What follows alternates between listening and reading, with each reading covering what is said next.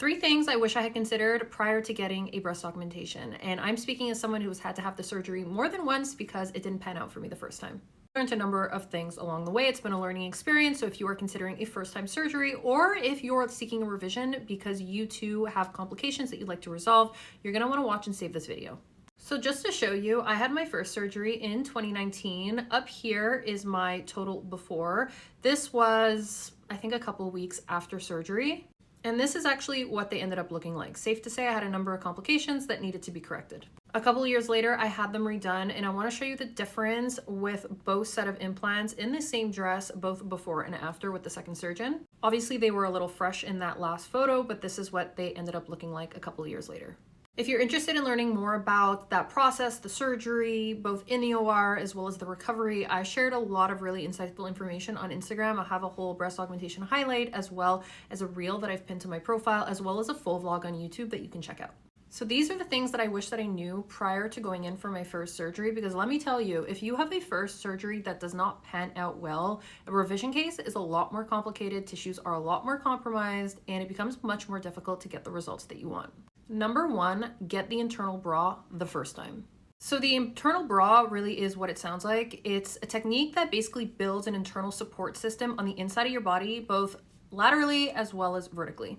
There are various ways of doing this, some of which involve installing a form of synthetic sort of material underneath and around the implant to provide that support. Some of these materials that they use also can be derived from the dermis of actual humans, from cadavers, a material called alloderm. And then there's also another way of doing it with a barb suturing, which is what I had done with my surgeon.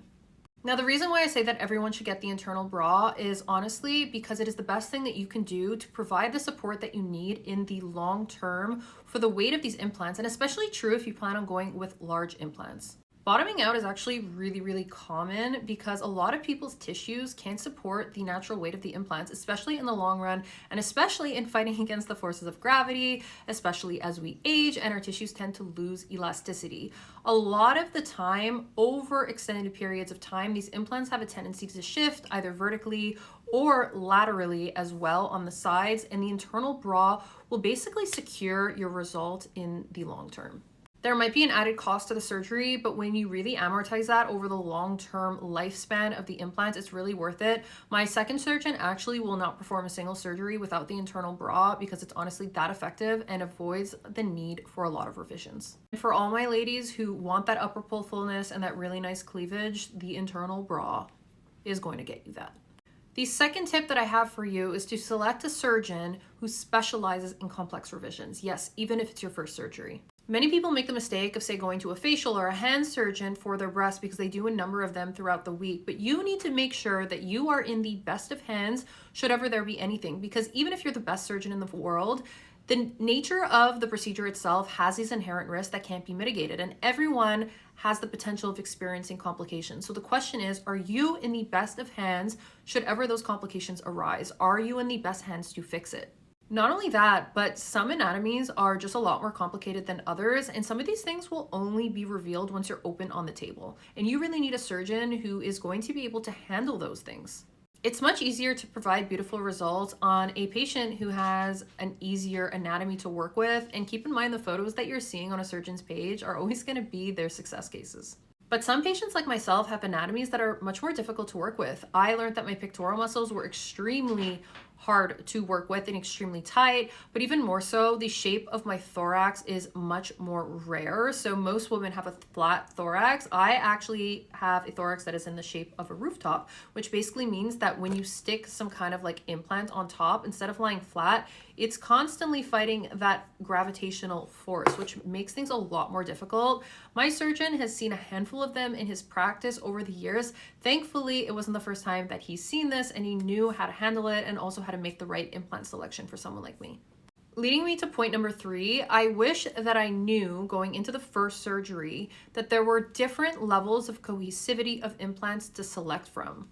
Everyone is so concerned with selecting size and profile, but no one spoke to me about cohesivity whatsoever. And this makes a huge difference. I'm going to show you.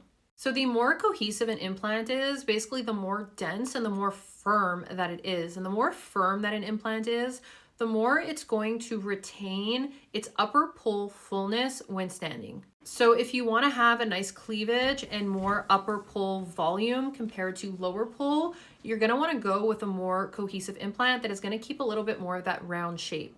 So the bottom diagram here shows you the different levels of cohesiveness from this particular brand and shows you what it actually does to the shape of the implant when you're standing. So I actually have the one on the left now, which is the firmest, because I wanted a fuller look. And I know women who have had this done with smaller implants and it actually can look very, very natural still. So it really depends on the size that you pick and the profile and so forth. So I actually have my old implants because they gave them to me when they did my revision. So just to show you that this is actually what it looks like from the side. So you can imagine on my chest, I would never get that upper pull fullness that I personally wanted. Keep in mind, I wanted to be boobalicious. I did not want to have to wear a push-up. I wanted the implants to do the job for me, and the combination between the higher cohesive implant with the internal bra is the way to get there.